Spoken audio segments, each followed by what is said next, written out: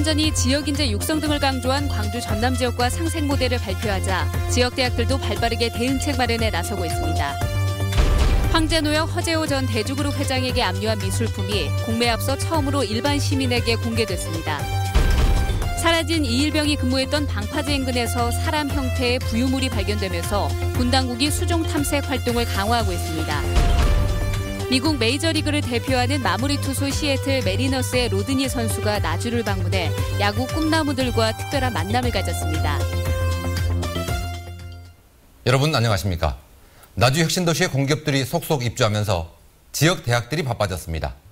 일자리 기회를 잡으려면 준비할 게 많아졌습니다. 때마침 한전이 지역 인재 육성을 약속하고 나오면서 기대감도 높아졌는데요. 공기업과 대기업이 윈윈할 수 있을지 주목됩니다. 김철원 기자입니다. 지역대학 총장들과 만난 자리에서 초전도 학과 개설을 제안한 한전의 조환익 사장은 지역 지능 사업을 발표하면서도 가장 역점을 두는 분야가 인재 육성이라고 말했습니다. 글로벌 경쟁력이 있는 에너지 특화 전문 인재를 300명, 또 20년까지 1000명을 양속하도록 하겠습니다. 공기업 일자리가 절실한 지역 대학들은 즉각 화답했습니다. 전남대는 한전이 원한다면 뭐든 다 해주겠다고 나왔습니다.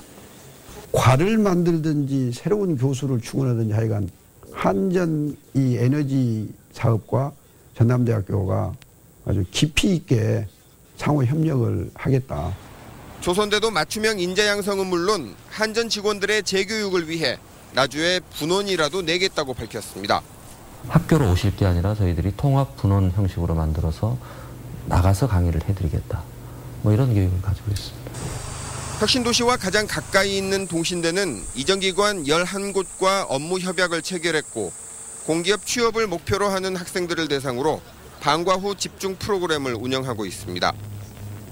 좋은 일자리와 필요한 인재를 공유하기 위한 대학과 혁신도시 공기업들의 이런 시도들이 어떤 결과로 이어질지 속단하기는 이르지만 공기업 이전을 계기로 지역 대학들의 기대감은 확실히 높아졌습니다. MBC 뉴스 김철원입니다. 한전을 비롯해서 나주 혁신도시로 이전한 에너지 관련 공기업들이 광주시, 전라남도 그리고 나주시와 업무 협약을 체결하고 창업보육과 연구개발의 중심 역할을 수행할 에너지밸리 센터 건립을 추진하기로 했습니다. 또 앞으로 10년 동안 기술선도 에너지 기업과 연구소 등 500여 곳을 유치하는 것을 목표로 상호 협력을 강화하기로 했습니다.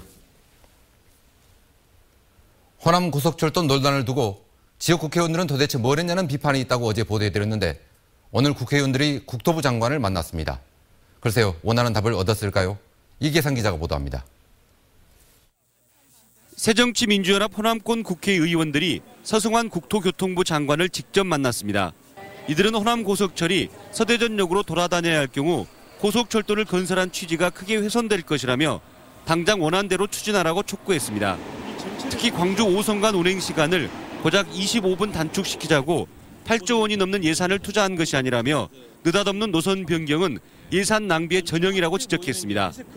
또한 새누리당 대전 서구을 당협위원장을 지낸 최연애 철도공사 사장이 자신의 정치적 목적을 위해서 노선 변경을 주도한 것 아니냐고 따졌습니다. 이에 대해 국토부 장관은 KTX 운영 계획을 최대한 빨리 결정하겠다고 답했습니다. 3월 말에서 4월 초 개통이기 때문에 아무리 어째도 최소 한 달 전 이상 전에 결정이 돼야 되고 또 이 문제의 경우에 빨리 결정을 하겠다. 새정치민주연합 광주시당과 전남도당, 전북도당도 공동 성명을 통해서 호남 고속철은 본래의 역할을 하도록 하고 서대전 광주 구간의 일반 열차 운행 편수를 대폭 늘리라고 요구했습니다. 한편 대전시는 호남 고속철의 서대전역 경유 계획을 조기에 확정하라고 촉구해 지역 간 대립 양상으로 번지고 있습니다. MBC 뉴스 이계상입니다. 황제노역 논란의 당사자죠. 허재호 전 회장이 한때 소장했던 작품들이 미술품 경매 시장에 무더기로 나왔습니다. 국세청이 세금 받아내려고 압류한 것들인데 진짜인지 아닌지 확인까지 마쳤다니까 밀린 세금 징수 돕는다 생각하고 관심 가져보는 것도 좋을 것 같습니다. 김인정 기자입니다.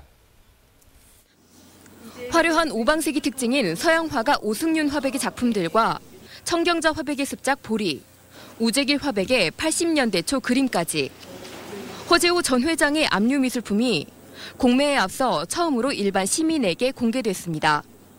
광주 대동갤러리에 걸린 허재호 컬렉션은 서양화 54점과 동양화 53점 가운데 위장 논란으로 재감정에 들어간 2작품을 제외하고 모두 105점. 국세청은 빠른 시일 안에 모든 작품을 처분해 허 전 회장의 미납국세 일부를 해결할 수 있기를 기대하고 있습니다. 따라서 개별 매각이 아닌 일괄 매각, 그러니까 이 미술품들을 한꺼번에 사가는 조건으로 공매가 진행됩니다. 공매는 오는 26일부터 사흘 동안 온라인 공매 사이트 온비드를 통해 서양화와 동양화, 각각 일괄 매각 방식으로 진행됩니다. 서양화 감정평가액은 1억 5,820만 원, 동양화의 감정평가액은 3,130만 원으로 이 가운데 오승윤 화백의 하이도가 2천만 원으로 감정가로는 최고를 기록했습니다. 이번 공매가 1차에서 끝난다면 허 전 회장의 미납국세 134억 가운데 최소 1억 9천만 원 이상이 해결되지만 연이어 유찰될 경우 10%씩 차감돼 해결되는 미납세금도 함께 줄어들게 됩니다. MBC 뉴스 김민정입니다. 목포 태릉병이 근무했던 방파제 근처 바다 밑에서 사람 모양의 물체가 음파 탐지기에 잡혔습니다. 당장 확인이 필요한데 기상 여건이 나빠서 수색이 쉽지 않았습니다. 보도에 김양훈 기자입니다. 이일병이 근무를 했던 방파제 인근해역. 수중 수색 장비를 실은 보트가 바다 위에 떠 있습니다. 컴퓨터를 통해 바닷속 물체를 탐지합니다. 군 당국은 수중 음파 탐지기를 동원해 수색 작업을 하던 중 바다 밑에서 사람 형태의 부유물을 감지했습니다. 소나 이제 하다가 일부 영상이 잡혔는데 좀 가능성이 높다. 전문가들의 의견이. 군 당국은 이 물체가 시신일 가능성이 있다고 보고 장비를 활용한 수중 탐색 활동을 강화하고 있습니다. 민간 어선들은 물론 해경 경비정도 부유물이 발견된 해역에 집중 투입됐습니다. 예, 지금 현재 군부대에서 해상 수색을 하고 있을 시에 저희들이 그 근처 선박 통제 및 안전관리에 임하고 있습니다. 특전사 잠수 요원들을 실은 보트도 바다와 육지를 쉴 새 없이 오고 갑니다. 하지만 비바람과 함께 물살이 빨라서 수색 작업에 어려움을 겪고 있습니다. 군은 아직도 사고인지 탈영인지 단정하기 어려운 상황이라며 모든 가능성을 열어놓고 해상 수색과 함께 육상 탐문도 계속하고 있다고 밝혔습니다. MBC 뉴스 김양훈입니다. 요즘 컴퓨터나 스마트폰 때문에 펜이나 연필로 글씨를 직접 쓸 기회가 줄고 있죠. 그런데 10권짜리 대하소설을 직접 원고지에 베껴 쓰는 이들이 있습니다. 소설 태백산맥을 쓰는 사람들을 만났습니다. 송정근 기자입니다. 언제 떠올랐는지 모를 금음달이 동력 하늘에 비스듬히 걸려 있었다. 800만 부가 넘게 팔린 대하소설 태백산맥의 첫 문장입니다. 이 문장을 시작으로 한 글자 한 글자 꾹꾹 눌러 쓴 400자 원고지 5,500장이 쌓였습니다. 독자 노용희 씨는 지난해 4월부터 매일 5시간씩 원고지에 직접 손으로 써서 소설 태백산맥 필사를 마쳤습니다. 처음엔 후회가 들었다고 합니다.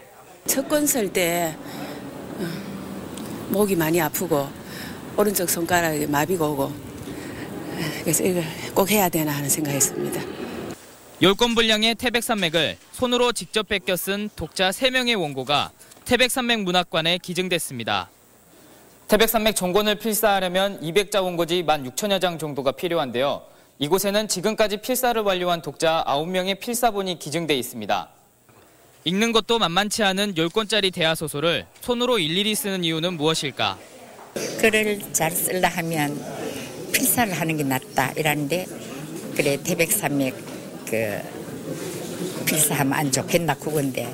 키보드나 스마트폰 터치로는 느낄 수 없는 몰입감을 느낄 수도 있다고 합니다. 심지어는 이렇게 쓰다가 새벽에 이게 늦게 잠이 들었을 경우 꿈에서 이렇게 선생님의 작품을 스스로 각색을 해가지고 쓰는 경우도 있었거든요. 근데 이제 깨보니까 다행히 이제 제 꿈이었죠. 독자들로부터 필사본을 헌정받은 작가는 자신이 세상에서 가장 행복한 작가라며 감격해합니다.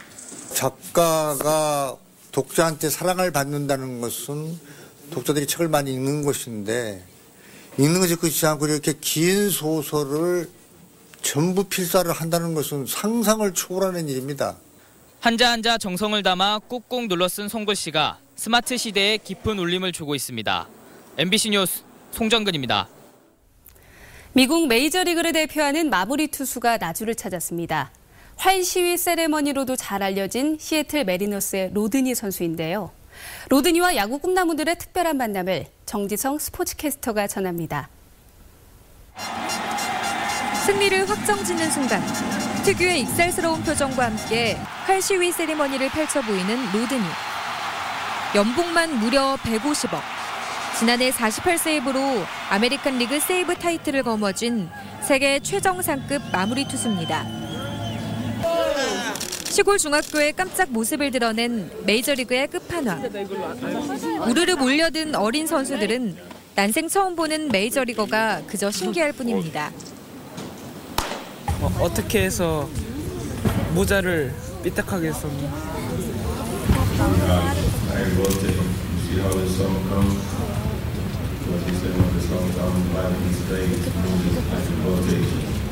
학생들은 메이저리거가 직접 보여주는 투구에 눈을 떼지 못합니다. 사인을 주고받으며 공을 던져보기도 하고 커브와 체인지업 등 다양한 변화구의 그립도 직접 배워보며 평생 잊지 못할 시간을 가졌습니다. 지금 오늘 메이저리그 선수를 처음 만났습니다. 좀 떨리고 또 기분은 좋았다고. 그 선수처럼 꼭 되고 싶다고 오늘부터 생각을 먹게 돼서 앞으로 더 열심히 하게 됐다 생각을 가진 것 같습니다. 자신의 세리머니를 따라한다는 어린 야구 선수들을 만나기 위해 멀리 이국 땅까지 찾아온 로드니는 오히려 자신이 더 즐거웠다고 말합니다. Maybe they can motivate all those kids here for the future. And I'd like to say thank you for giving me the opportunity. 야구 꿈나무들은 로드니와의 특별한 만남에 미래의 메이저리거가 될 수 있다는 자신감까지 얻어갑니다. MBC 뉴스 정지성입니다.